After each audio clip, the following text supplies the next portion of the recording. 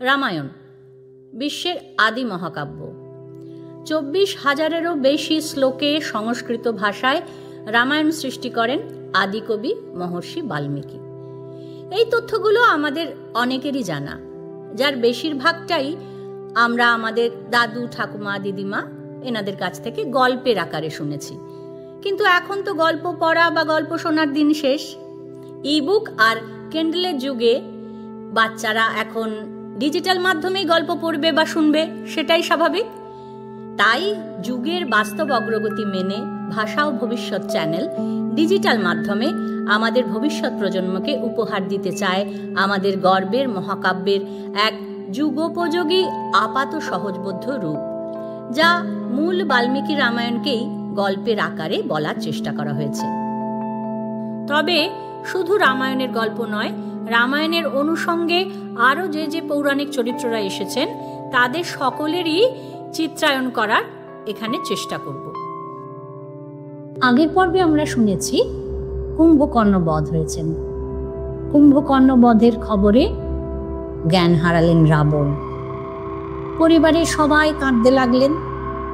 দেবান্তক, নরান্তক, ত্রিশিরা, অতিকায় এরা সবাই কাকার জন্য, কুম্ভকর্ণ কাকা ছিলেন এদের, তার মানে এরা 4 জন রাবণের ছেলে। এরা খুব কান্নাকাটি করতে লাগলেন। মানে শুধু এরা নয়, পরিবারের সবাই কান্নাকাটি করতে লাগলেন। রাবণ তো জ্ঞান হারিয়ে ফেলেছেন, ভাই মারা গেছে। রাবণ শোকে হতজ্ঞান হলেন। রাবণের যখন জ্ঞান ফিরে এলো তখন তিনি বিলাপ করতে শুরু করলেন। বললেন, বিভীষণের কথা তখন আমি শুনিনি, তাই আজ আমার এই অবস্থা। কুম্ভকর্ণের মতন এইরকম ভাই আমার চলে গেল। কুম্ভকর্ণর কথা ভেবে তিনি হাহুতাশ করছেন, বলছেন যে তুমি আমার শল্য উদ্ধার না করে তুমি চলে গেলে। বলছেন দেবতারা এখন কুম্ভকর্ণ নেই দেখে খুব আনন্দ পাবে, আর বানর সেনারা হুড়ুম করে লঙ্কাপুরীতে ঢুকে পড়বে। কুম্ভকর্ণহীন রাজ্যে আমি আর বাঁচতে চাই না, সীতাকে নিয়েই বা আমি কি করব। এইবার তিনি বুঝতে পারছেন যে বিভীষণের কথা তিনি শোনেননি, খুব শোকগ্রস্ত। বলছেন যে তার ফল, বিভীষণের কথা না শোনার ফল আমার এখন দারুণ লজ্জাবোধ হচ্ছে যে আমি কি অন্যায় করেছি। এইসব বলে রাবণ বিলাপ করতে লাগলেন। রাবণের ছেলে ত্রিশিরা তাকে প্রবোধ দিলেন, মানে তাকে সান্ত্বনা দিলেন। সান্ত্বনা দিয়ে বললেন যে মহারাজ, আপনার মতন বীরের এইরকম বিলাপ করা উচিত নয়। গরুর যেমন সাপকে খেয়ে নেন, সেই রকম আমি আপনার শত্রুকে যুদ্ধে হারাবো। ত্রিশিরার কথা শুনে দেবান্তক, নরান্তক, অতিকায় এরা সবাই আস্তে আস্তে উৎসাহ ফিরে পেলেন। মানে যে সমস্ত পরিবারের লোকজন সবাই হাওতাশ করছিল, তারা সবাই ত্রিশিরার কথা শুনে উৎসাহ পেলেন। বললেন যে ঠিক আছে, আমরা যুদ্ধে যাব। রাবণ তখন তাদের সস্নেহে আলিঙ্গন করে যুদ্ধযাত্রার অনুমতি দিলেন এবং তার সঙ্গে রাবণের 2 সৎ ভাই মহোদর আর মহাপার্শ্ব এদেরকেও বললেন তোমরা ওদের সঙ্গে যাও। তখন বহু সৈন্য নিয়ে সবাই মিলে যুদ্ধযাত্রা করলেন। রাক্ষসরা নানান রকম অস্ত্র নিয়ে, আর এদিকে বানরদের তো সেই একই অস্ত্র, গাছ আর পাথর। তার মানে রাক্ষসরা নানান রকম অস্ত্র নিয়ে আর বানররা গাছ আর পাথর নিয়ে আবার যুদ্ধ করতে লেগে গেল। নরান্তক বায়ুর গতিতে ঘোড়ায় চললেন। ঘোড়ায় চড়ে শত্রু সেনার মধ্যে ঢুকে পড়লেন একেবারে। আর প্রাস বলে একটি অস্ত্র, সেই প্রাসের আঘাতে বানরগণকে বিধ্বস্ত করতে লাগলেন। মহাবীর অঙ্গদ তাকে বললেন যে তুমি সামান্য বানরের সঙ্গে কেন যুদ্ধ করছো বলো তো? তোমার এই বজ্রতুল্য প্রাস তুমি আমার বুকে নিক্ষেপ করো, মানে আমাকে তুমি মারো। যে এইবার অঙ্গদের বুকে মেরেছে, নরান্তকের প্রাস অঙ্গদের বুকে গিয়ে চূর্ণ বিচূর্ণ হয়ে গেল, মানে ভেঙে গুঁড়ো গুঁড়ো হয়ে গেল। আর অঙ্গদ এক ঘুষিতে নরান্তকের ভবলীলা সাঙ্গ করলেন। তার মানে এই যে অঙ্গদ বলেছিলেন যে তুমি ওই বজ্রতুল্য প্রাস আমার বুকে নিক্ষেপ করো, আমাকে তুমি আমার বুকে ছুঁড়ে মারো, এটা অঙ্গদ জানতেন। ওরা তো তখন যুদ্ধে আমরা দেখেছি, যখন রামায়ণ মহাভারত টিভিতে সিরিয়াল হতো তখন আমরা দেখেছি যে, বা আমরা যদি কোনো প্রাচীন কেল্লায় ঘুরতে যাই তখনও দেখি যে বড় বড় যোদ্ধারা বর্ম পরতেন, বুক পিঠ সমস্ত তাদের লোহার ধাতব বর্মে ঢাকা থাকত। সেই ব্যবহারটা এই রাক্ষসরা খুব সম্ভবত জানতো না বলেই ওই প্রাসটা ছুঁড়ে মেরেছে, আর নরান্তকের প্রাস অঙ্গদের বুকে লেগে চূর্ণ বিচূর্ণ হয়ে গেল। না হলে চূর্ণ বিচূর্ণ হওয়ার তো কোনো কারণ নেই। আর যেই তার অস্ত্র চলে গেল, অঙ্গদ করলো কি, একদম থাপ্পড় মেরে ঘোড়াগুলোকে মেরে ফেলে আর এক ঘুষিতে একেবারে নরান্তককে বধ করলেন। তখন দেবান্তক, ত্রিশিরা আর মহোদর এই তিনজনে মিলে অঙ্গদকে আক্রমণ করলেন। অঙ্গদ কি করলেন, আবার সেই চর মেরে মহোদরের হাতিকে মেরে ফেললেন আর তার দাঁত একেবারে উপড়ে নিলেন। সেই হাতির দাঁত দিয়ে দেবান্তককে পেটালেন। রক্তাক্ত অবশ্য হয়েছেন তিনি। দেবান্তক রক্তাক্ত হয়েও অঙ্গদের দিকে তার অস্ত্র পরিঘ নিক্ষেপ করলেন, মানে পরিঘ ছুঁড়ে মারলেন। অঙ্গদের বিপদ দেখে হনুমান লাফ দিয়ে দেবান্তকের মাথায় মুষ্টি প্রহার করলেন। ঘুষির পর ঘুষি মারলেন, একেবারে চোখ বেরিয়ে এলো, জিভ বেরিয়ে এলো, দেবান্তক প্রাণ ত্যাগ করলেন। তার মানে পর নরান্তক বধ হলেন, দেবান্তক বধ হলেন। এইবার এইদিকে নীল কি করলেন, নীল মহোদরকে একের পর এক তীর মারছেন, একের পর মানে পুরো বর্ষার মতন তীর মারছেন নীল। তারপর কি করলেন, একটা পাহাড় তুলে নিয়ে একদম ছুঁড়ে মারলেন মহোদরের দিকে। এবার একটা পাহাড় ছুঁড়ে মারলে কি কেউ বাঁচে? ব্যাস, পাহাড়ের আঘাতে মহোদর মারা গেলেন, মহোদরকে তিনি বিনষ্ট করলেন। তাহলে নরান্তক, দেবান্তক, মহোদর তিনজনে বধ হলেন। বাকি কে রইল? ত্রিশিরা আর হনুমানের তুমুল যুদ্ধ বেঁধে গেল। তুমুল যুদ্ধ হচ্ছে ত্রিশিরা আর হনুমানের। ত্রিশিরার ঘোড়াকে হনুমান কি করলেন, নখ দিয়ে একদম ফালা করে ফেললেন। তখন ত্রিশিরা কি করলেন, শক্তি অস্ত্র ছুঁড়লেন হনুমানের দিকে।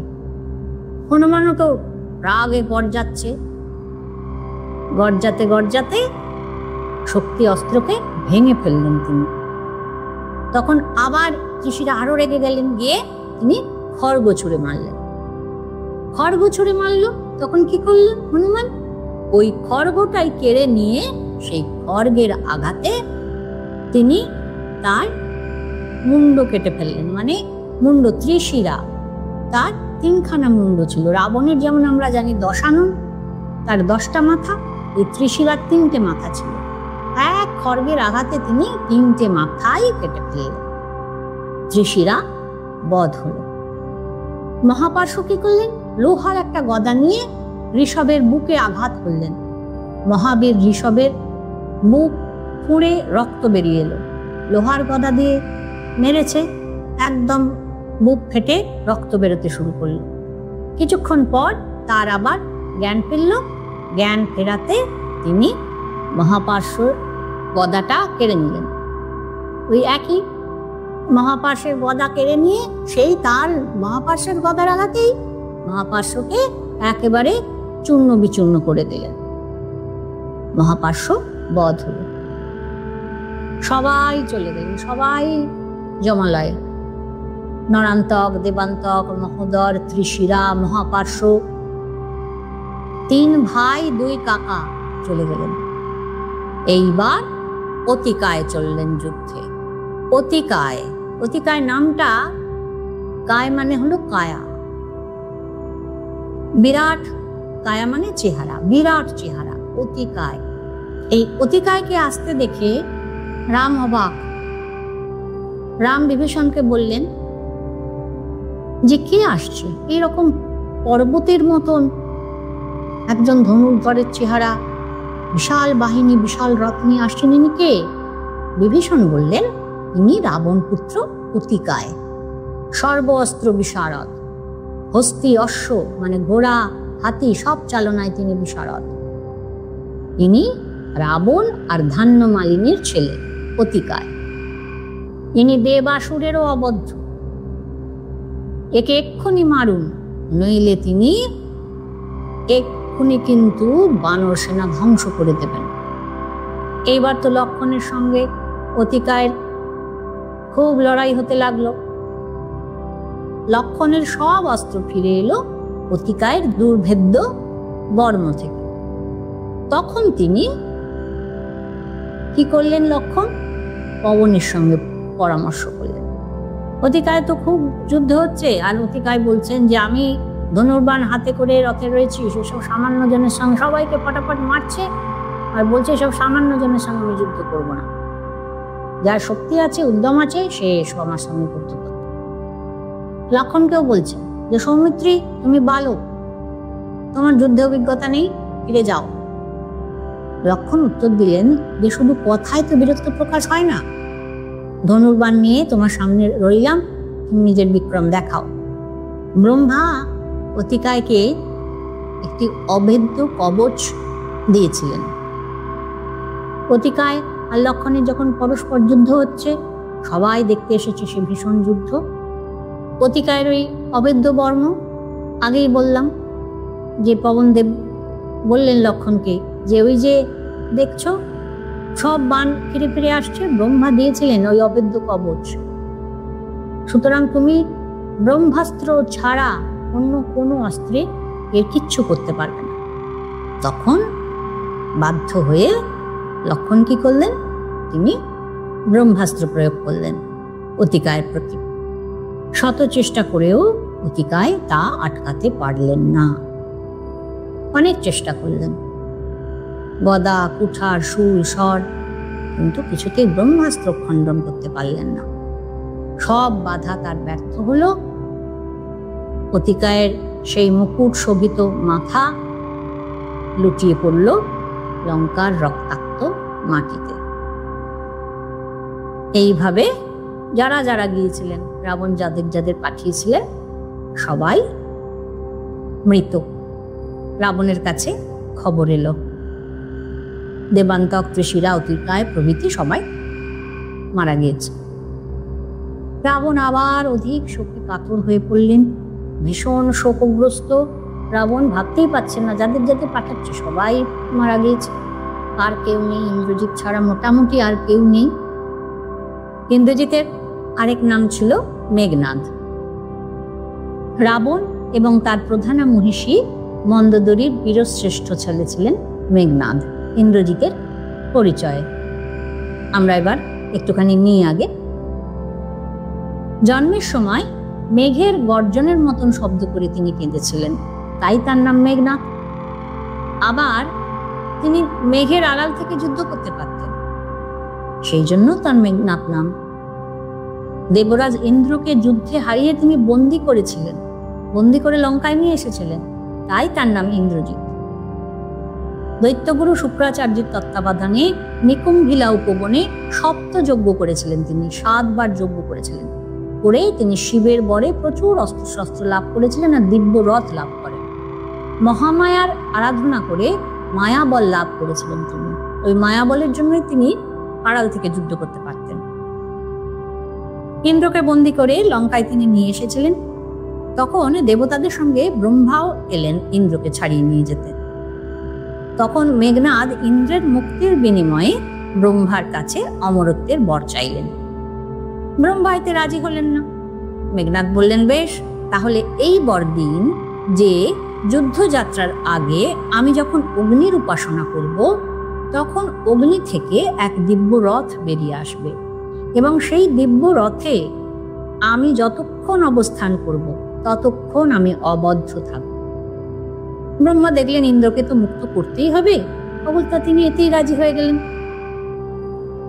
অঙ্গদের হাতে যখন তিনি সাময়িকভাবে পরাজিত হলেন, এর আগে আমরা এই কাহিনী শুনেছি এর আগের পর্বে, যে মেঘনাদ একবার সাময়িকভাবে পরাজিত হয়েছিলেন এবং রাম লক্ষণকে নাগপাশে বেঁধে ফেলেছিলেন।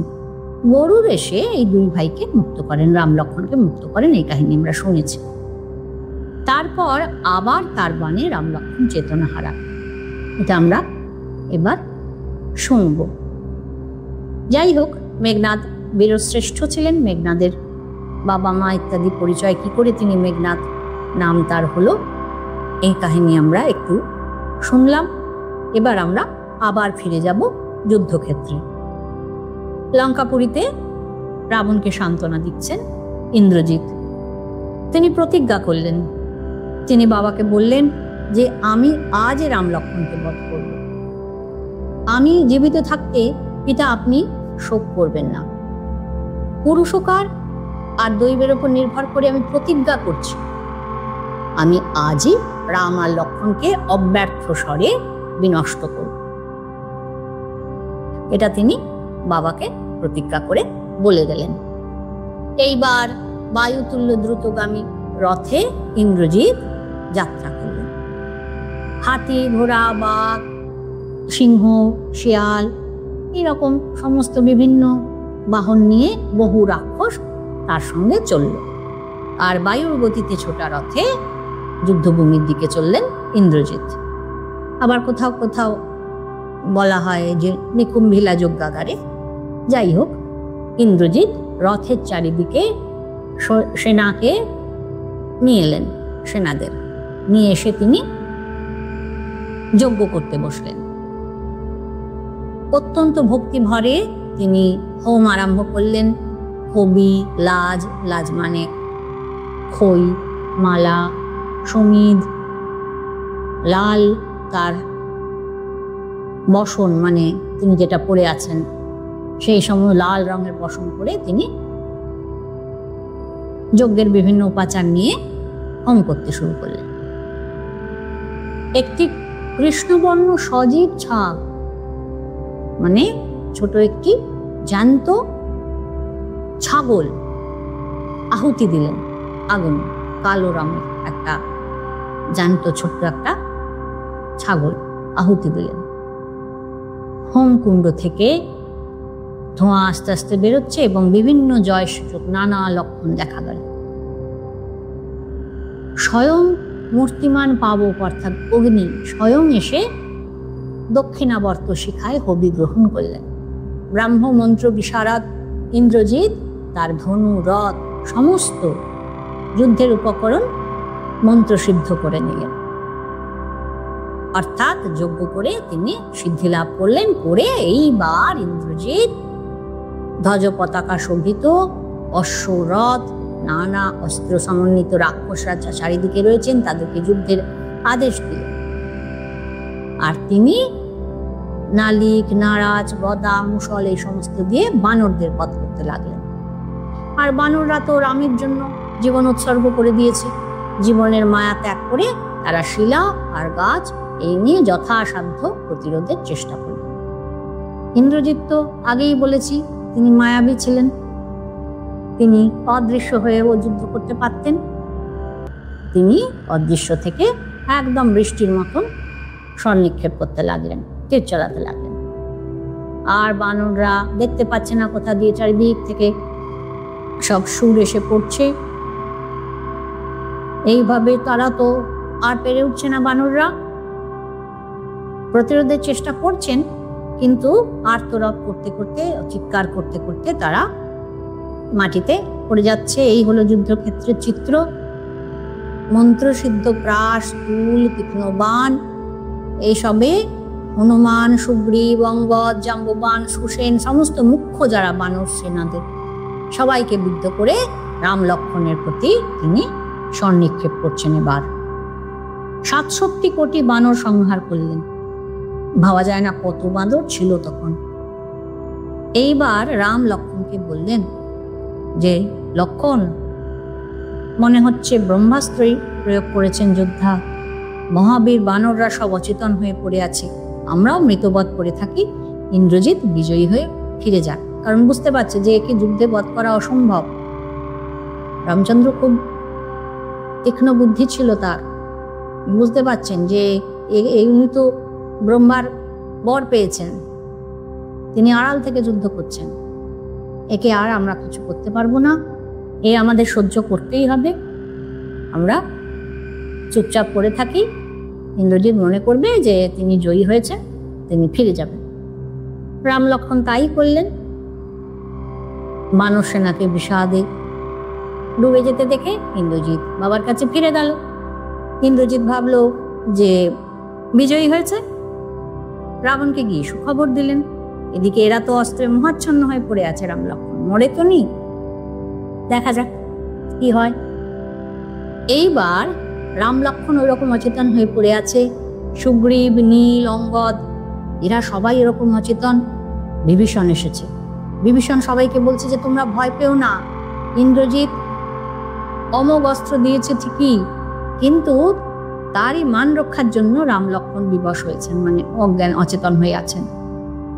ব্রহ্মাস্ত্রের প্রতি সম্মান দেখিয়ে হনুমান বললেন যে আমাদের সেনাদের মধ্যে যারা জীবিত আছে তাদের সবাইকে আশ্বস্ত করতে হবে যে না, তোমরা বেঁচে আছো, ভয়তে সবাই অজ্ঞান হয়ে গেছে। আসলে এইবার রাত্রিবেলা হনুমান আর বিভীষণ মশাল হাতে ঘুরে ঘুরে দেখতে লাগলো যে কারা কারা বেঁচে আছে আর কারা কারা মারা গেছে সত্যি সত্যি। দেখলেন যে কারোর হাত পা কাটা পড়েছে, কারোর আঙুল কেটে গেছে, মানে অল্প অল্প যারা হয়েছে। আর সুগ্রীব, অঙ্গদ, নীল, জাম্বুবান, সুসেন প্রায় প্রায় মৃতপ্রায় অবস্থা। ৬৭ কোটি তো আগেই মারা গেছে। এইবার সর্বিদ্ধ অবস্থায় জাম্ববানকে দেখতে পেয়ে বিভীষণ বললেন, হর্য, আপনি নিহত হননি তো? জাম্ববান অতি কষ্টে উত্তর দিলেন, রাক্ষসরাজ, আমি তোমাকে দেখতে পাচ্ছি না, শুধু কণ্ঠস্বরে চিনেছি। হনুমান জীবিত আছেন? বিভীষণ বললেন, রাম, সুগ্রীব, অঙ্গদের উল্লেখ না করে আপনি হনুমানের নাম করছেন কেন? জাম্ববানকে জিজ্ঞাসা করছেন বিভীষণ। তখন জাম্ববান বললেন যে হনুমান যদি জীবিত থাকে তবে আমাদের সেনারা মৃত হলেও বাঁচবে, আর যদি তিনি মৃত হন তাহলে আমরা জীবিত থাকলেও মৃত। হনুমান সবিনয়ে জাম্ববানের কাছে গিয়ে পা ছুঁয়ে বললেন যে আমি এসেছি। জাম্ববান তখন যেন নতুন জীবন লাভ করলেন, বলে এসো এসো বানর শ্রেষ্ঠ, তোমার পরাক্রম দেখানোর এইবার সময় উপস্থিত হয়েছে। তুমি একমাত্র পারো এই বিপদ থেকে আমাদের সবাইকে রক্ষা করতে। কিরকম ব্যাপার? না, জাম্ববান বলছেন, জাম্ববান জানতেন আসলে। জাম্ববান বলছেন যে হিমালয়ের ঋষভ আর কৈলাস এই দুই শৃঙ্গের মাঝে আছে ঔষধি পর্বত। ঔষধি পর্বত তার শীর্ষদেশে অর্থাৎ চূড়ায় আছে মৃত সঞ্জীবনী, বিশল্যকরণী, সাবর্ণকরণী আর সন্ধানী, এই ৪ রকমের ওষুধ। তুমি সেই ৪ মহৌষধি নিয়ে এসো। দেখবে এই ৪ মহৌষধির মানে 10 দিকে চারিদিকে আলোড়ন, গন্ধে মাতন, গন্ধমাদন পর্বত গন্ধে মেতে আছে, তুমি সহজেই চিনতে পারবে। তুমি তাড়াতাড়ি করে এই ওষুধি নিয়ে এসো, নিয়ে এসে বানরদের প্রাণদান করো। হনুমান তো সঙ্গে সঙ্গে তার দেহকে বাড়িয়ে ত্রিকুট পাহাড় থেকে একদম লাফ দিয়ে পড়লেন, সমুদ্রকে প্রণাম করে একদম লাফ দিয়ে সমুদ্র পেরিয়ে টুককে একদম সোজা গিয়ে উপস্থিত হলেন ওই হিমালয় পর্বতে। এইবার তো খুঁজতে লাগলেন কোথায় আছে কৈলাসগিরি, ওইখানে ওই ঔষধিগুলো কোথায় আছে। ঔষধিগুলো করেছে কি, হনুমানকে দেখে সব অদৃশ্য। হনুমান তো খুব রেগে গেছে, বলছে এ কি আশ্চর্য কথা, রামকে আমরা সবাই মিলে সাহায্য করব, আর তোমরা এরকম বিরূপ আচরণ করছো, রামের প্রতি অনুকম্পা করছো না। দাঁড়াও, আমি এক্ষুনি তোমাদের সবাইকে উপড়ে নেব। তখন হনুমান কি করলো, পুরো পাহাড়ের চূড়াটাকে শুদ্ধ তুলে নিয়ে চলে এলো। তারা লুকিয়ে আর কোথায় যাবে, ওর ভেতরেই তো রয়েছে, সুতরাং দরকার নেই, আমি কাউকে না সব শুদ্ধ তুলে নিয়ে চলে আসবো। হনুমান কি করলেন, রেগে গিয়ে ওই ঔষধি পর্বতের গোটা চূড়াটাই তুলে নিয়ে চলে এলেন। তুলে নিয়ে এসে তিনি বিভীষণকে আলিঙ্গন করলেন, প্রণাম করলেন বানর প্রধানদের। আর ওই ঔষধির গন্ধেই সমস্ত মৃত বানর সেনা সম্পূর্ণ সুস্থ হয়ে গেল।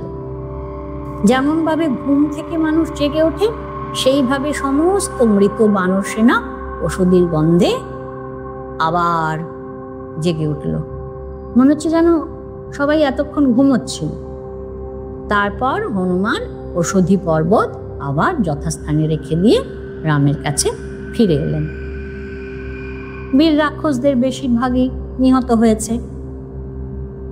সুগ্রীব তখন হনুমানকে এই কথা বলছেন যে দেখো, কুম্ভকর্ণ হত হয়েছে, রাবণেরও অনেক পুত্র বিনষ্ট হয়েছে, এইবার রাবণ কিভাবে লঙ্কা নগরী রক্ষা করবে সেটা দেখতে হবে আমাদের। চলো আমরা গিয়ে লঙ্কা আক্রমণ করি। ব্যাস, সুগ্রীবের আদেশে লঙ্কাপুরীতে ঢুকে পড়লো বানররা। সূর্যাস্তের পর মশাল নিয়ে তারা লঙ্কাপুরীতে ঢুকলো। লঙ্কার দ্বাররক্ষীরা তো তাদের দেখে ভয়েই পালিয়ে গেল। তখন বানররা কি করলো, একে একে সব প্রাসাদ তোরণ সব জায়গায় আগুন লাগিয়ে দিল। আর আগুন তো একদম মুহূর্তের মধ্যে চারিদিকে ছড়িয়ে পড়ল। চারিদিকে দাউ দাউ করে আগুন জ্বলছে। রাক্ষসরা তো বউ বাচ্চা নিয়ে পালাচ্ছে যে যেদিকে পারছে। কেউ কেউ আগুন লেগে গেছে, তাদের গায়ে আগুন লেগে গেছে। হঠাৎ করে তো এইভাবে বানররা তাদেরকে আক্রমণ করেছে না। রাম লক্ষ্মণ ধনুকে টঙ্কার দিচ্ছে এদিকে।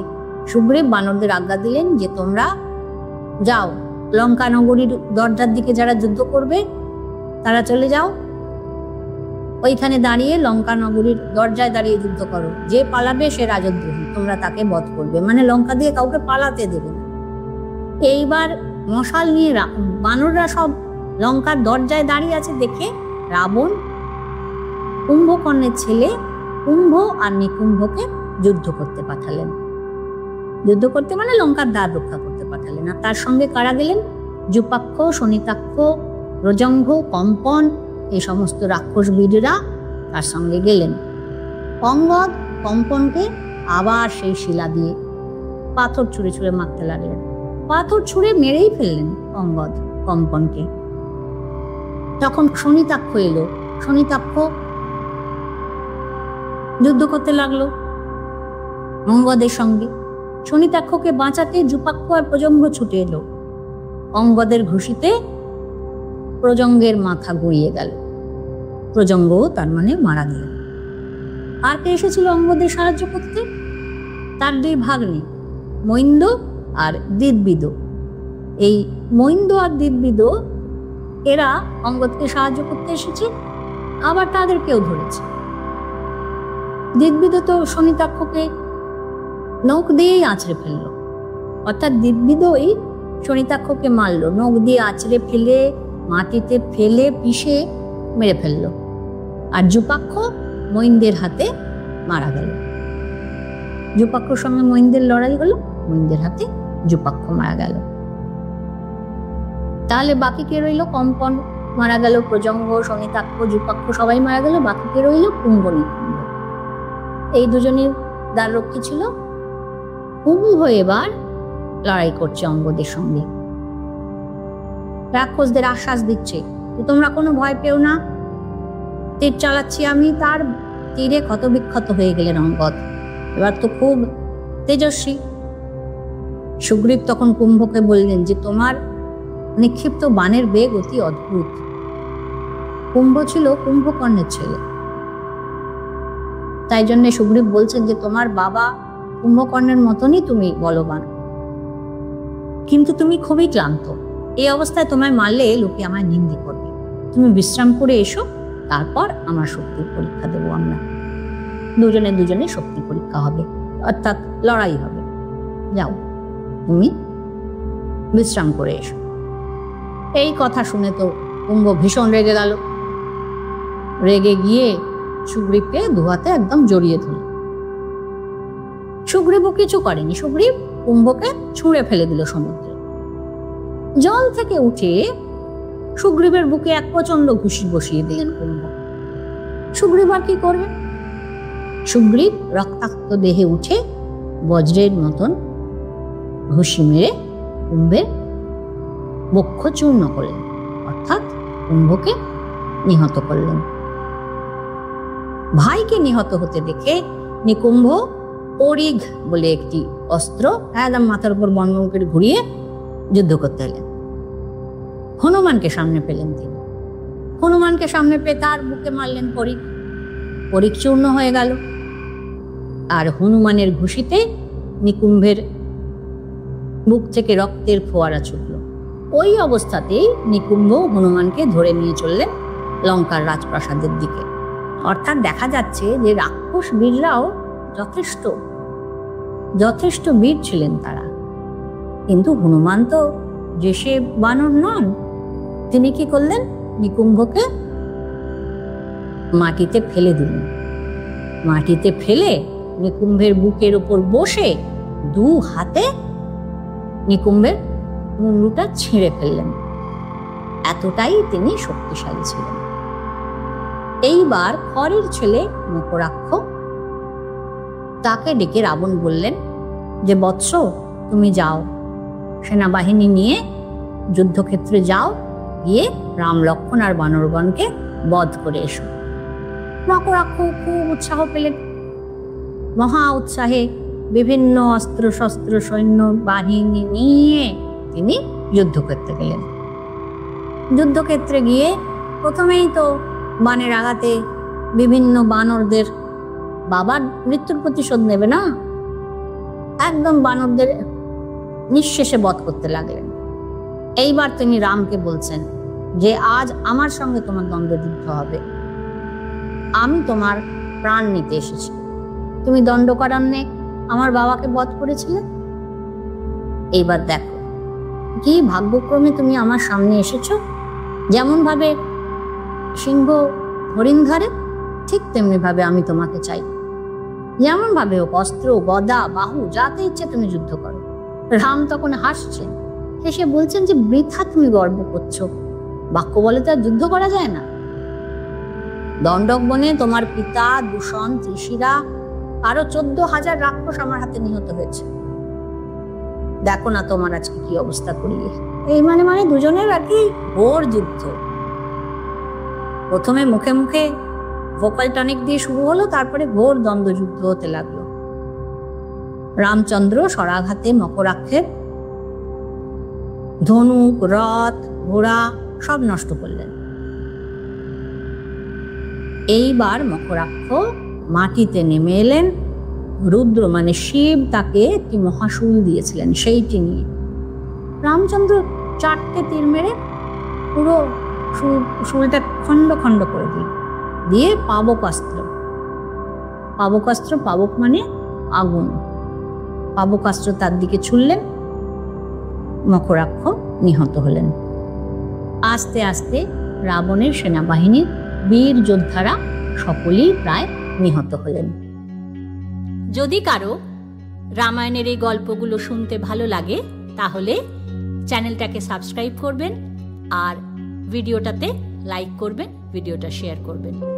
পরের পর্বে আমরা আরও খানিকটা রামায়ণের গল্প শুনবো, আরও রামায়ণের চরিত্রদের সঙ্গে পরিচিত হব।